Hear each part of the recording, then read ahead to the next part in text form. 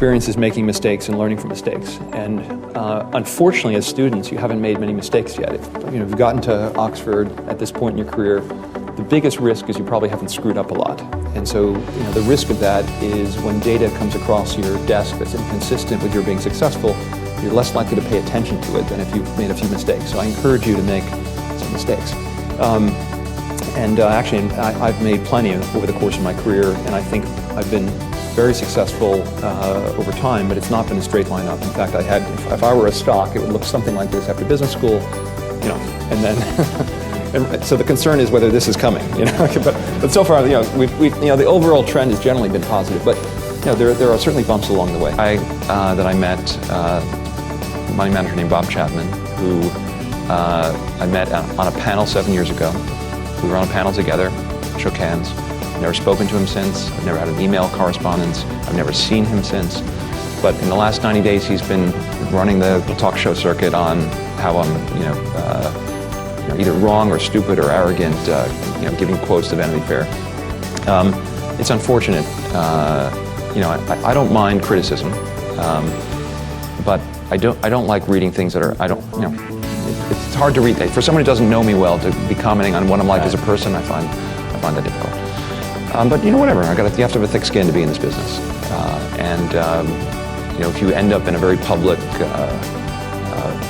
situation, you should expect to have fans and critics. And I just try to focus on what my job is, and we focus on making money for our investors, and I live my life. I went to business school to learn how to be a good investor. And I learned the first rule of investing, which is you do your due diligence before you wire in your money. And when I got to HBS, I actually opened the course catalog for the first time, and there wasn't a class on investing. Now, there were classes on accounting, there were classes on finance. So I decided I had to develop my own little self-study program. And I wanted to, so I opened a Fidelity brokerage account. I said I had some money I'd made in the real estate brokerage business. This was my tuition in the investment business, and it was about a year of tuition. And if I lost it, it was as if I had gone to business school for 2 years but paid for 3. So I figured it's like the inverse of the Oxford 1+1 program. But the first stock I bought went up, and I said, okay, I found what I want to do. A little more involved than that, but actually my father, who's here, he came with us. That's Dad over there in the corner. You can ask him whatever questions you want afterwards. He told me it was a really dumb idea to start an investment fund right out of business school. And he recommended that I go work for Michael Steinhardt or George Soros or one of the other famous investors at the time. But I figured that I knew enough. This is the perils of youth. But the answer is I was an entrepreneur, and I felt that I wanted to approach investing my own way as opposed to learn from someone else. And it's one of the few things you can really learn on your own.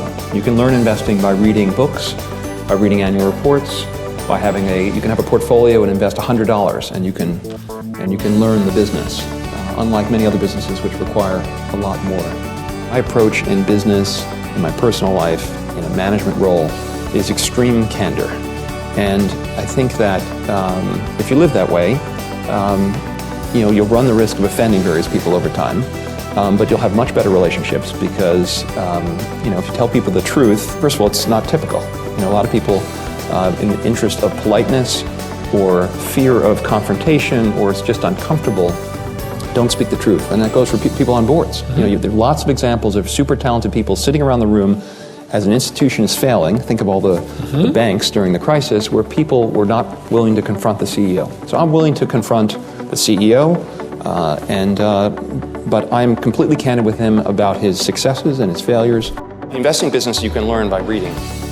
Read everything Warren Buffett's ever written, watch every YouTube video he's ever appeared in. That's a great way to learn about investing. But investing is more than just, the way to really understand investing is to understand a business. And one of the most important skills you need as an investor is distinguishing between a great business, a good business, a fair business, and a bad business. And one way to get a sense of the quality of a business is go to work for one. So the recommendation I give to people graduating from business schools these days is this is the greatest time in history to work for a startup. There are lots of incredibly interesting businesses being formed. And if you can be one of the early employees, you're going to learn a lot about how a business works, how to make payroll, how to market your product, how to design something. And those skills I think are invaluable first of all, you might even find it really interesting. You might have joined the next Facebook, so that's one thing. Even if the business fails, you learn a ton from that.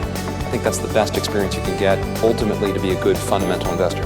You're known for occasionally hiring people with some non-traditional financial backgrounds. Former fly fisherman, a tennis pro, someone you met in a taxi. So what actually are you looking for? So most of the people that we have on the investment team are people with more conventional backgrounds. Half the team worked at Blackstone in either private equity or investment banking. A few guys from Goldman Sachs. But I'm a big believer, I had internships in my life. And if I meet a great human being, I want to give some people who didn't go to Harvard Business School and didn't work at Goldman Sachs for 4 years, some exposure. So I met, at the beginning of Pershing, I met a guy named Oliver White, who I believe is one of the, he's become recognized as one of the top fly fishing guys in the world. Very smart, interesting guy, taught me fly fishing. And I said, look, if you're interested in business and you want to intern at, learn something about it, come work for me.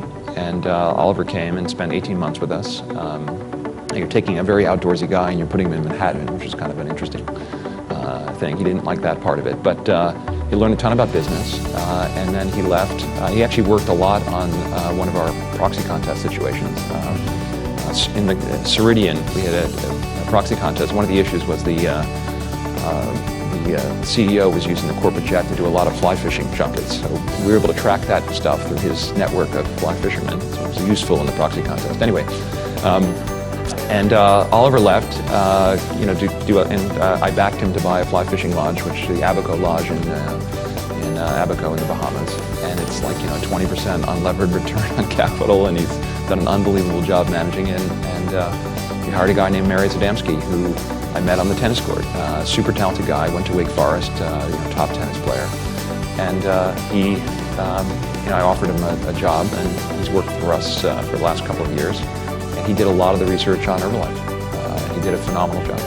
So I just, he's going to go to business school because he needs more training to come back into the business. But I think it's a nice thing to offer people those kind of opportunities. Well, I'm glad I was offered opportunities like that. Investing is about, the best investments are the ones where we are the confident we're right and everyone else is wrong. Okay, and you have to, in order to be, I've been accused recently of being arrogant, among other things. No, I'm going to actually ask you that. It was pompous, but that's okay. Pompous? I don't think I'm pompous, but I've certainly been accused of being arrogant. And there's a difference between arrogance and confidence. Yeah. If you're arrogant in investing, you're going to get killed, right? If you're not confident, you'll never make an investment, right? So you have to do a sufficient amount of work to be confident enough to have the conviction to do something that's contrarian, right? We bought the stock of a soon-to-be bankrupt retailer, a shopping mall company during the financial crisis at pennies per share. You have to be willing to look silly when you do something like that. General Growth stock's up 90-fold since our original investment. We had confidence. Maybe people thought it was arrogant to believe that we could be successful in turning it around.